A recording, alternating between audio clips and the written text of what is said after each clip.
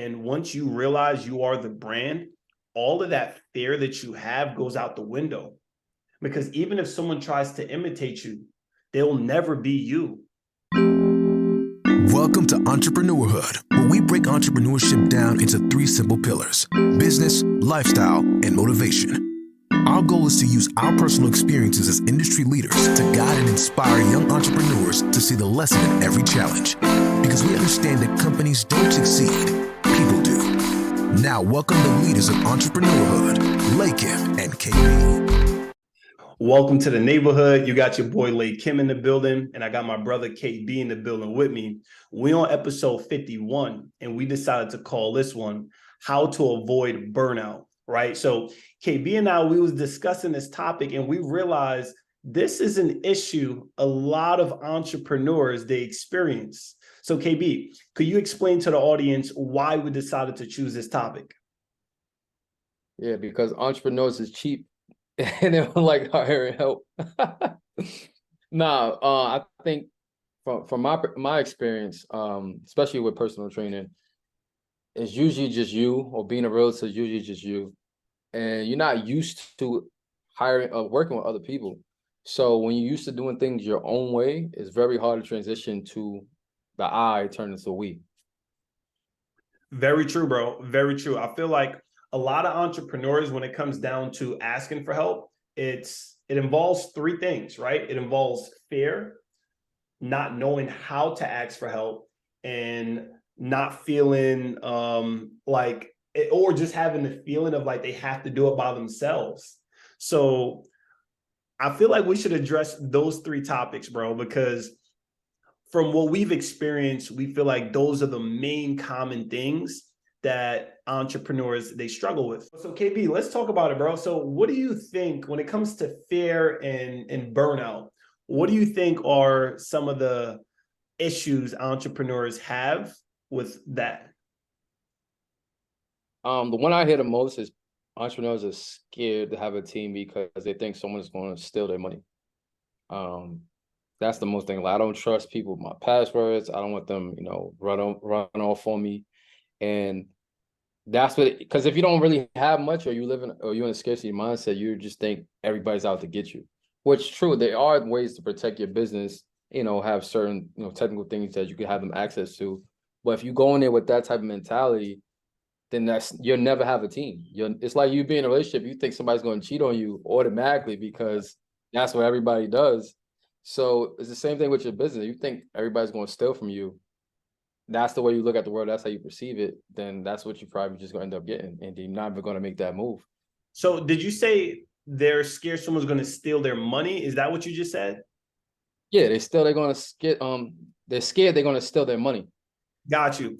And I want to take that one step further too, right? Because I agree. I feel like people do have that fearfulness of people are going to take their money. But I also think a big issue that entrepreneurs have is they feel like people are going to take their idea, right? And when it comes down to taking their idea, I challenge people on that, bro, because what I found in the beginning stages of entrepreneurship, I felt like I was scared to share with people what I'm going to do next. But I've come to find out, KB, that even if someone knows what you're going to do next, more times than not, they're not going to execute it to the level that you are. So what are your thoughts? Like, do you feel like people will, if you share something, someone will steal your idea? Or do you feel like, what are your thoughts on that? I mean, I definitely see that way too when stealing your idea. For me, I guess it depends on the type of business that you're doing and the type of person that you hire. So if you hire someone who has the same exact skills as you, who has the opportunity to take your idea and run off with it. But if you have someone that's just here for the administration and technical part, they're not even, a person that could be in front of the camera. Not even thinking like that. Yeah. Yeah. So it all plays a role. I think for me, my fear was idea when it comes to when I had my training app. Far as in having other trainers come on board, somebody that's growing, if I take them on my learning to be a mentor, they'd be like, all right, this is a system. This is how he gets the results in 4 to 8 weeks. I'm gonna just change one little thing about it, and then I'm gonna make it my own program. So that was always my biggest fear of trusting and hiring a team and having, people under me, is definitely the idea part. And then also, as you make money, because if you don't have no money, there's nobody can steal nothing from you. But as you make more money and the money that you never made before, you're so protective of it, where it's like, I don't want nobody knowing my funds, because one, they might take it from me, or two, they might try to charge me more for, for servicing. So I get it, but at the same time, you gotta realize, where's this coming from? Yeah, and I agree with that, right? And I also feel like, because of that scarcity mindset, a lot of the times, it's like, another example I think of is people that have the least amount to lose. They tend to be the ones that are the most fearful of someone stealing their idea or their money. So it's kind of like someone with bad credit, right? I'm sure you've seen this a lot of the times, bro. Like people who have bad credit, they're the ones that are the most like kept, like they keep their information so precious to them, when in reality is like, yo, you don't got nothing to lose. Can't even get a library card. Like, listen, let's make this a public service announcement. If you plan on doing funding with me in the future and you need to schedule a strategy call, just know that nothing can be done with your experience, login information, especially if your credit is bad. Like, you can't do anything with it. So by you sharing information, that's the only way I'll be able to see and tell you your report. But yeah, I've definitely experienced that on the funding end, where it's like, you got a 550 and you worry about, I don't want anybody to take my information. I worry about you might take my information. Like, what are you going to do with that? Like, it's crazy. You got credit score lower than gas prices, and you think somebody's trying to take something from. I've never heard that. You said they got credit score lower than gas prices. Yo, Like, you no, savage, bro. no, I'm just fed up. I'm tired. Like, I'm tired. So it's like, people that have, because the thing about it, people that have 750, 700 credit score, or making $1 million in their business, they're like, here, what I got to do, where I got to sign, because they care about their time.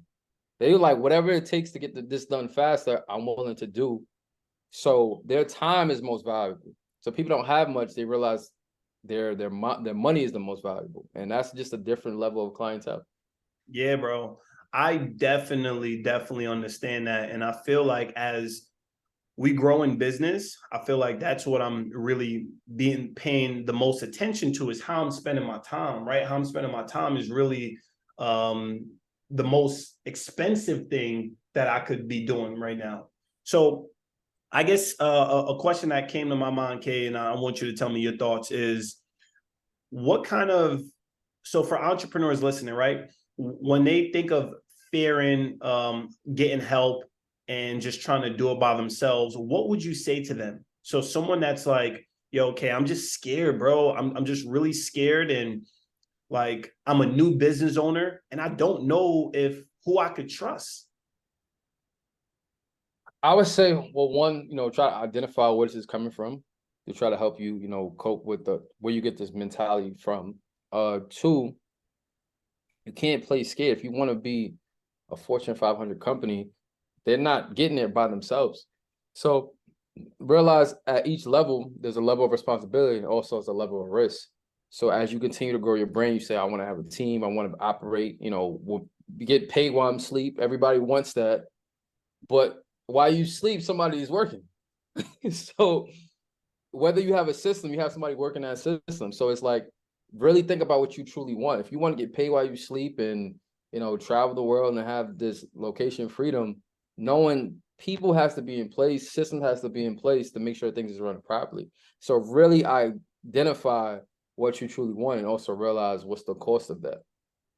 And what about, so like, let's take it one step back, right? So you said like how Fortune 500 companies operate, right? Like, let's just take it even one step or two steps back of like, yo, like, there are local businesses, right, that are thriving.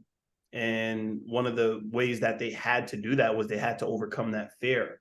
So what are your thoughts on that? Like, even for a new entrepreneur they're like, they just want to get to the next level, because Fortune 500 could be like, you know, a mountain that they'll never, that they'll never get to that mountain, you know?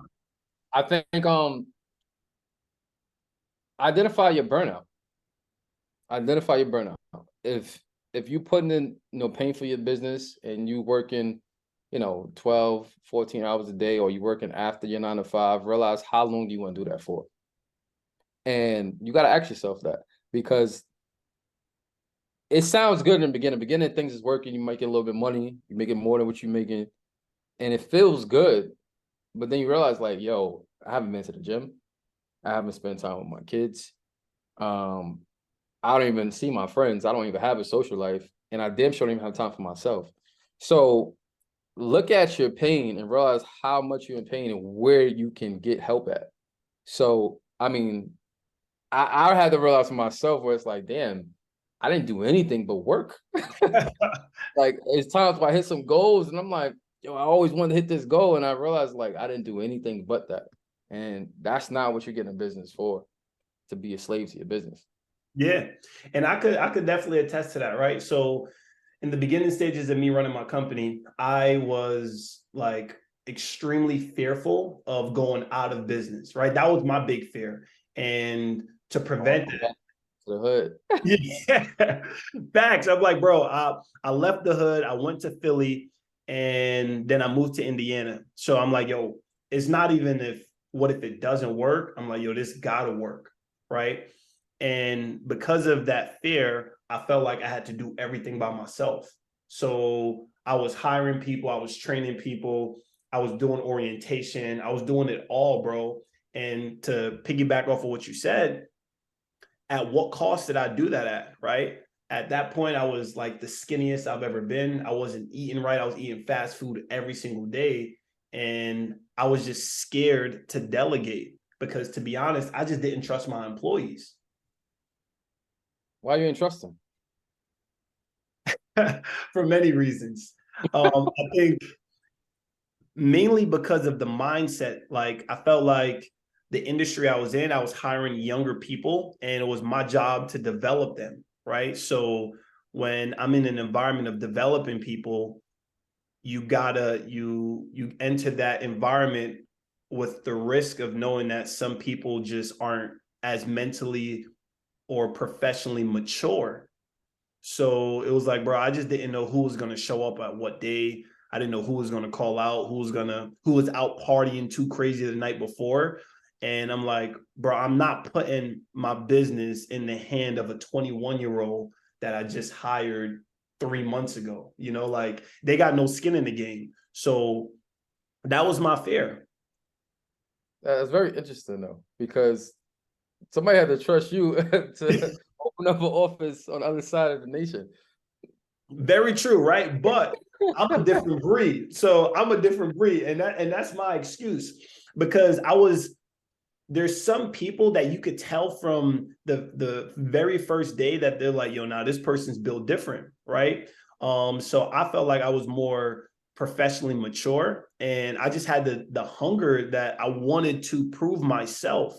Very few people that I meet that I hired over the 7, 8 years I ran my company, they had that same fire in them. So it was just like, I didn't want to play the game of allowing that person to wreck my business. So question for you, with you being a fitness trainer, right? A retired fitness trainer, when you were running your fitness business, could you imagine hiring one of your clients, your young, immature female clients, right? And say, yo, I'm going to put you in a position to train these other female clients. Like, what are your thoughts? What would you say to that situation?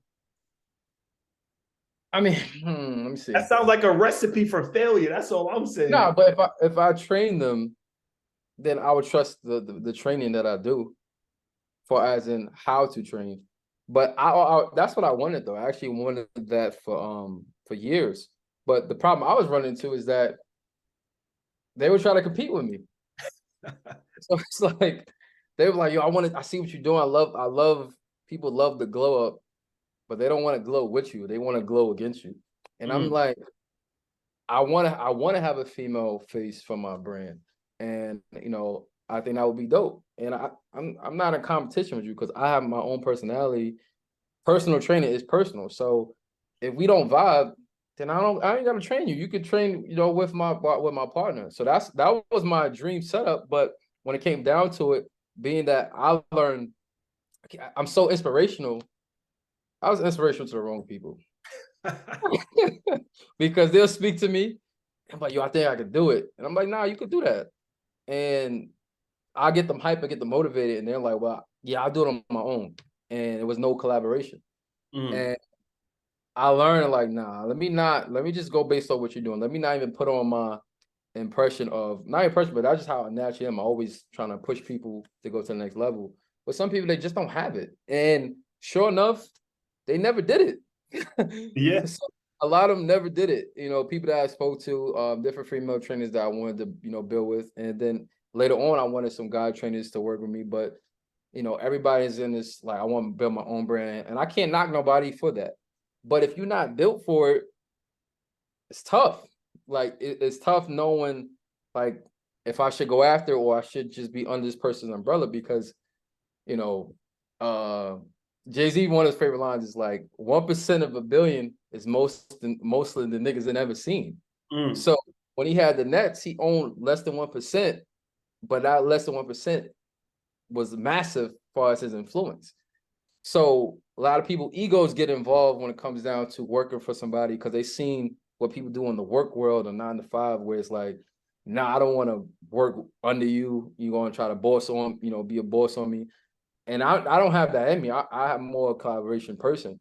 So that was my issue when it came down to somebody replacing, KB. It was like, they was like, nah, either they got excited by me or they got like competitive, like, nah, nobody's going to train me. They're going to look like, it's a supplement. Like, it's like, I'm just like, Batman. I mean, I'm Robin. I mean, Batman, you're Robin type thing. Damn. And what's crazy is I started realizing the more I got into business and what led me to retire running my company is I am the brand, right? And once you realize you are the brand, all of that fear that you have goes out the window. Because even if someone tries to imitate you, they'll never be you, right? And once that thought process consumed the way that I operate, all that fear went out the window. So for anyone watching, I feel like if you have the fear of bringing someone on to the team because they might steal your idea, they might steal your money, you got to realize once your brand becomes so strong, you are the brand, you could give away your best ideas for free and people still won't execute on it. That's one of the big reasons of why I respect Gary Vee so much is he does not charge for any of his information. He hops on podcasts, so many different shows, Instagram lives, and he just shares the best ideas that I'm like, as I'm listening, I'm writing stuff down and I'm like, yo, this could be a great idea. And so many people, nobody executes on it, right? One of the big inspirations of why we started this podcast was I heard Gary Vee say something. I reached out to you and I'm like, yo, Kay, I really think we should implement and execute on a podcast. And, we in year 3. And how many people do you know, Kay, that said, yo, I'm going to start a podcast one day, bro. I'm going to do it.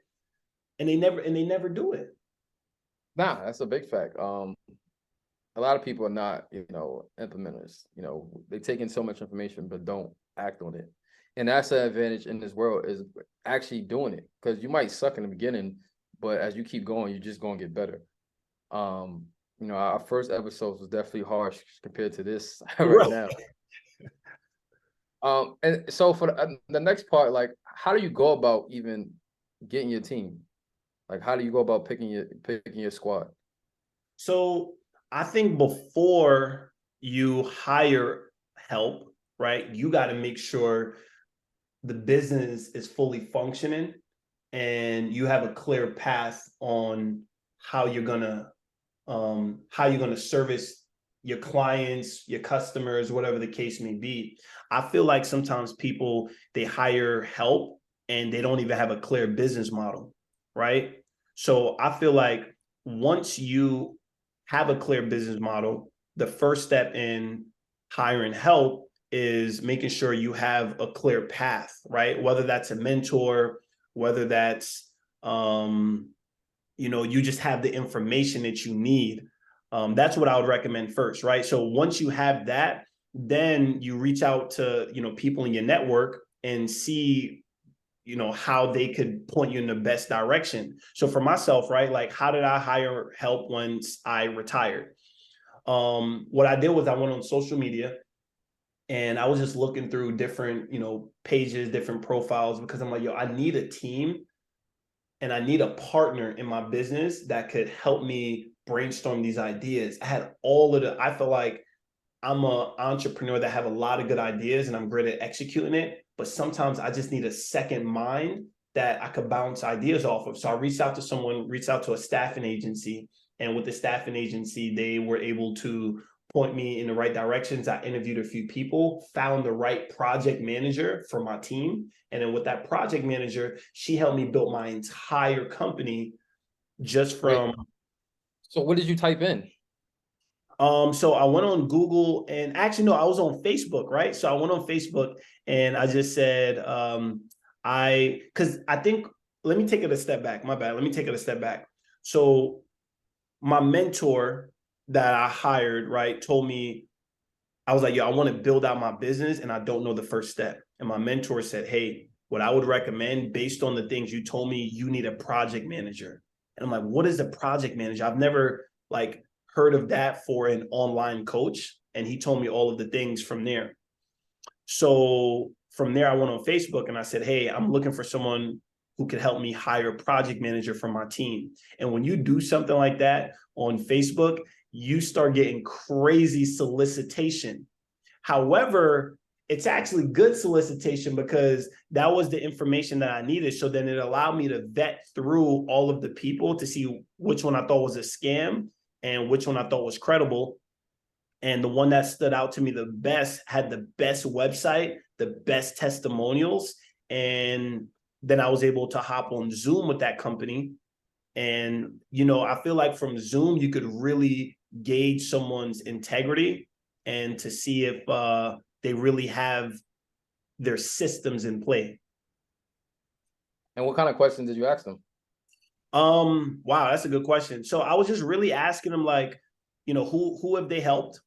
What services do they provide? And what's their system in helping me find the best person for my team? And I looked through the testimonials way before I hopped on a Zoom call with them. And she just really answered everything to a T. And I was like, yo, you need to find someone that has better systems than you if they're telling you that they're going to help you implement systems, right? Like you can't hire someone that have no systems and their job is to help you get systems. You see what I'm saying? Yeah, no, it's very interesting because I think when it comes to me to hiring my team and hiring somebody, I'm like, yo, I don't even know what to ask them. Like, I only had 2 jobs in my life, so I don't really know how this works. If you say you can do it, all right, let's go. So I'm like, I got it. And it was so funny. The website for you guys is called onlinejobs.ph. It's virtual assistants from the Philippines. And I did 3 interviews. So by the first interview, I asked certain questions. The second interview, I got better. I asked more questions. By the third interview, she knew who I was already. She's like, "Oh, you KB the trainer." I'm like, "Wait, what?" She's like, "Yeah, you help women," and she recited everything that I put out there. You help women be fit without losing your curves. Da da da. I love your brand. I love your movement. And I'm like, yo, she did her homework. Like, there's no way because I didn't even have my email was just KB the trainer, and she just took that and went to Google and did all her brainstorming research. And I'm like, yo, this is the person that I need. She did reverse research on you. Yeah. Like, definitely impressed me. And, she spoke English very well. and she was ready to put in work like that day. And this is our second virtual assistant. So what I learned too is before you could get help, you got to identify where you need help at. So in order to do that, literally you have to write down everything that you do. Yep. Like literally everything that you do. From our first virtual assistant, I learned that. She was like, all right, KB, I can help you, but what do you want me to do? And it's like, we paying you. I'm not letting her do anything. I'm just doing it. So, what you do is, where I can remember, I made a column of things that I do, and then I put what can I delegate and what can I automate, and what do I have to do. And from there, just start clicking about all these little details that we do, and we don't even realize because we just on the run. And then as an entrepreneur, it's like, I got to do it. If nobody do it, then it's not gonna get done. Like, take off that mindset and understand that someone else can do this. Somebody else can do their job. Let them do their job. You pay them hourly, however you want to do it, or commissions based on where you got them at in your business, and you can win that way. But that was the hard part for me, is figuring out what questions to ask by not really having help like that. Yeah, nah, bro. And I feel like that example you gave was like perfect. So anyone that's listening, right, like just remembering first figuring out what you need help with. And that's what my mentor had did for me, KB. Like, my mentor told me, he was like, Leahcim, based on what you need to scale your business, you need to have a project manager that is good at creating SOPs. That's, good at, building funnels and working with different CRMs. So he gave me like all of the step-by-step things that I needed, the qualities that I needed in a virtual assistant. And for me, I was looking for someone that was skilled. I wasn't looking to hire someone that I needed to teach how to do the role, right? And I think there's a big difference in that, when it comes to going to these different sites. So for example, like KB already shared with y'all one of the sites, but a few other sites that you could go to find help is, there's a site called Upwork. There's a site called Fiverr and online.ph, right? So all of these sites are very valuable and they'll help you find the right people, but you got to be very clear on what you're looking for. Yeah, no, it's definitely true. For those who don't know, because I just found out recently, just go over SOPs and CRM real quick and a funnel. Yeah, absolutely. So what an SOP stands for is standard operating procedures, right? And all that really is just making sure that your business, once you get a client, there's a solid system that a client goes through, right? And when you have standard operating procedures, you as the entrepreneur, it allows you to fire yourself from the system or from being involved in how the process operates. You want to create a system that can operate without you. So that's what a standard operating procedure is. And I made that mistake in my first company where I was. That is great. Wait, hold on. Somebody told me it was system of processes. No. Yo, no, standard operating procedures. That's what SOP stands for. What you about to say? No, and then the next thing is what a CRM is, right? So customer relationship management, that's what a CRM is. And again, it's more of a database of how to collect all of your information, where you could create follow-up systems, collect information, send emails, text messages. CRM is one of the best ways to keep your business organized. And I think every entrepreneur needs one. Right. And I think for our listeners is just think about the inverse as far as the places that you shop at. So Fashion Nova for women, like they're texting you because you in their CRM, like you're in their database. If you shop at Saks, they send out 10 emails a day. Every time there's a promo or before promo, they send an email with a promo code, like you in their CRM.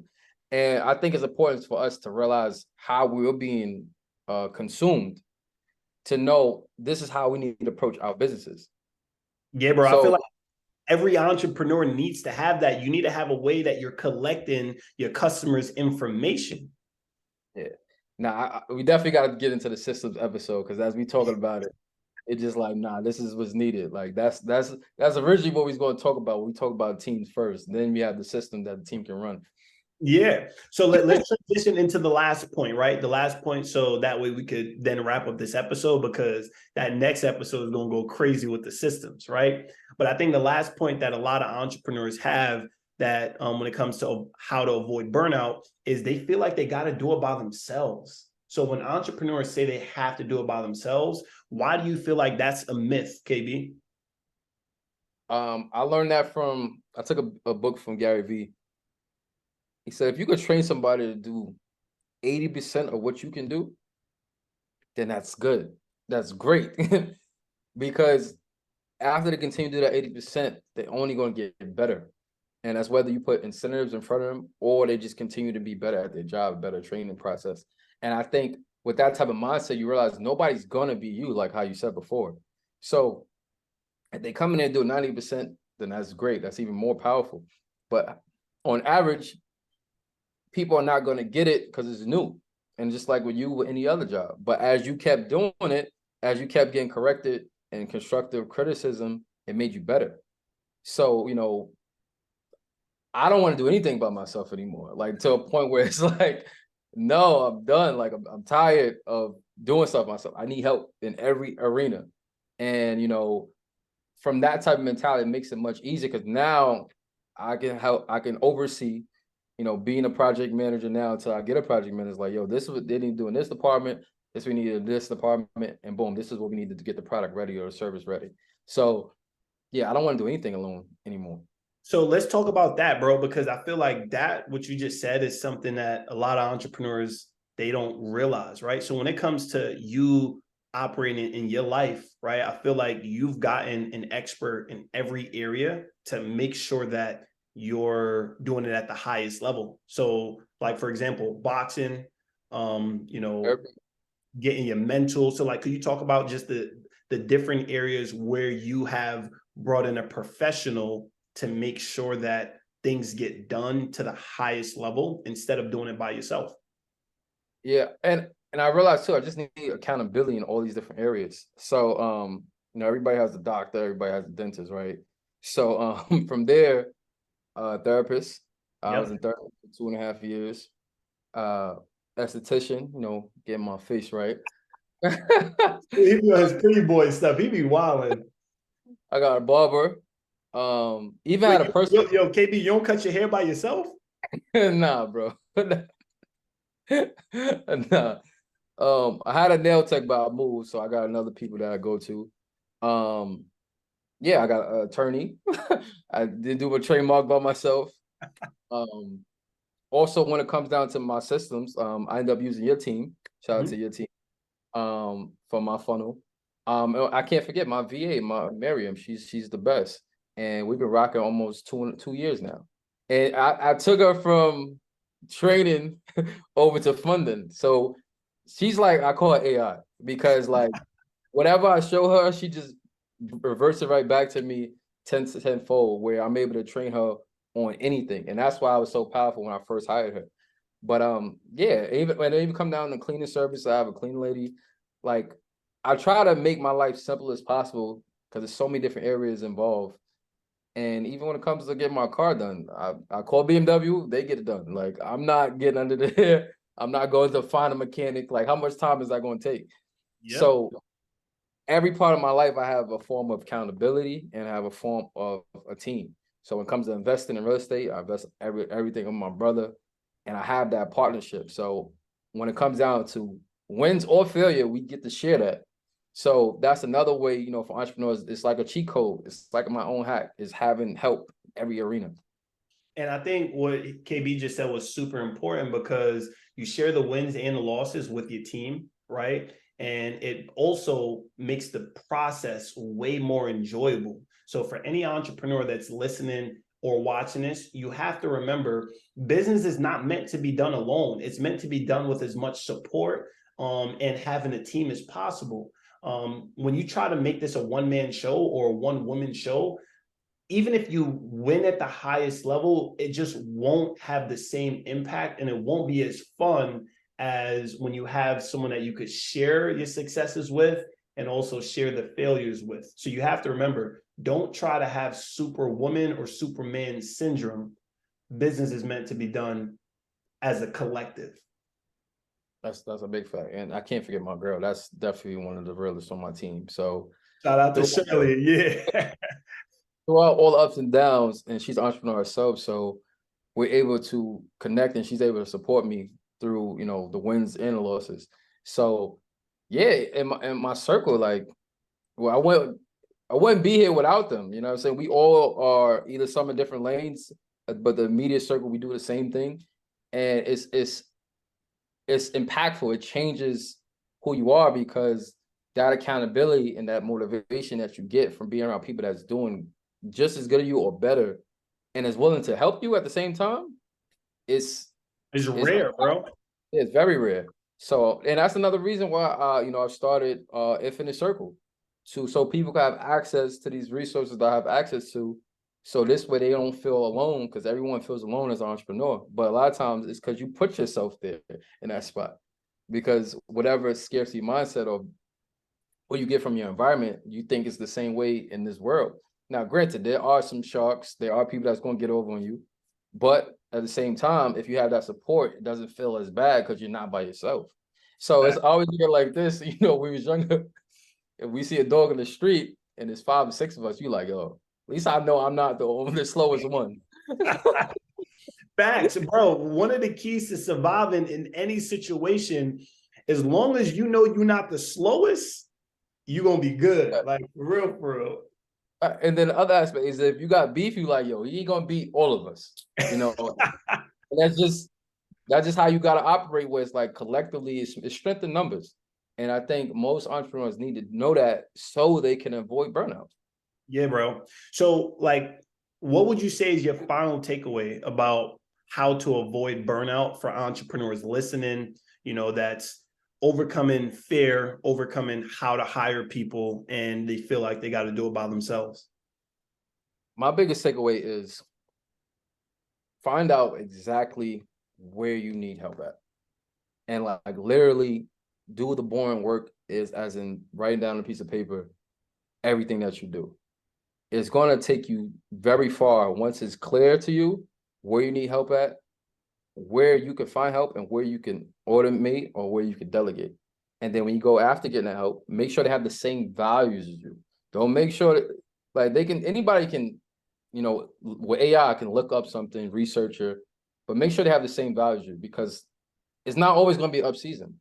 And some of the closest moments I have with my VA is when during the down season, and we're able to build that bond where it's like she's on the other side of the world, but we still are connected and we still have a great partnership. So that is very important. And also realizing where you want to go. Where you want to go, what is it going to cost you? And once you weigh out those things, then you'll be able to find your team to avoid burnout. Wow. Yeah, bro. And I feel like for me, the one thing that I want to share with everyone in the community of how to avoid burnout is you got to remember, right? At the end of the day, to address fear, you are the brand, you are the business, right? So even if you give away all of your best information for free, you got to realize very few people will execute it to the level that you execute it at. And you don't want to have to do everything by yourself. The goal is to fire yourself from as many positions in your company as possible. By you doing that, it frees up the most valuable thing that we all have, which is our time, right? We're always going to get money back. Once you build that confidence, the money's going to come, the money's going to go, but you'll never be able to get the time back. So if you truly value burnout, then you'll realize the most precious asset that you have, that KB has, that I have, is the time. And the best way to value your time is you delegate the things that you don't want to do, right? Because like what KB said, if someone could do it as 80% as good as you, get it off your plate. I think that's it, man. Let's do it. Entrepreneurhood. Entrepreneurhood. Let's go. Anyone can start, but only champions finish.